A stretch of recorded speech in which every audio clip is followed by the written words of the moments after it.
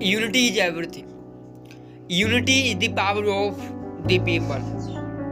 Unity is the power of the country. Unity is the power of every part in the world. Unity is everything. And unity is dignity of our country. We must have unity to protect our country and to protect us.